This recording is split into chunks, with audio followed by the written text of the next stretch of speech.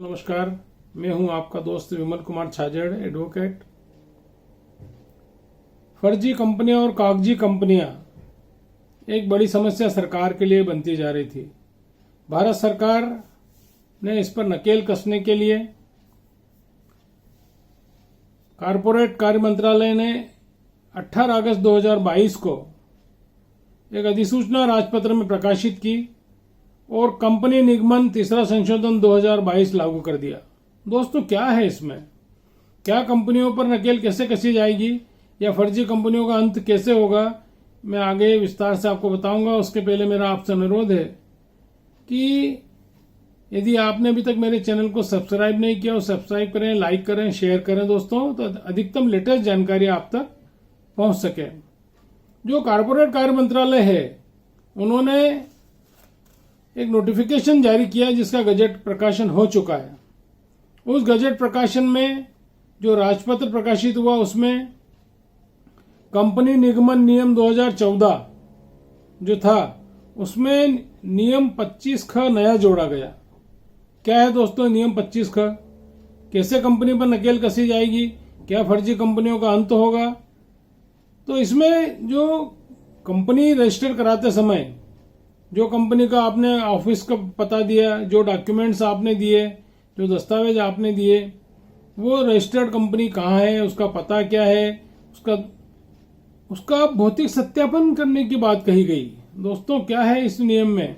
इसमें अब जो कंपनी के रजिस्ट्रार हैं वो भौतिक सत्यापन करेंगे कि वास्तव में कंपनी है कि नहीं, कि केवल कागजी कंपनी बना ली एक पता कहीं का भी लिख के।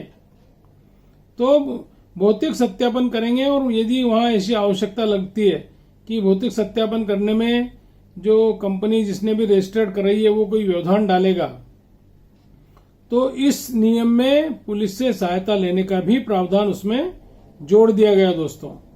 तो यहां पर इस सारे सत्यापन की कार्रवाई को कैसे करना है इस बारे में भी बताया। उन्होंने कहा कि 2 स्वतंत्र गवाहों की उपस्थिति में वो किया जाएगा, क्योंकि किसी भी कार्रवाई को करने के लिए निश्चित रूप से इंडिपेंडेंट विटनेस होना जरूरी है।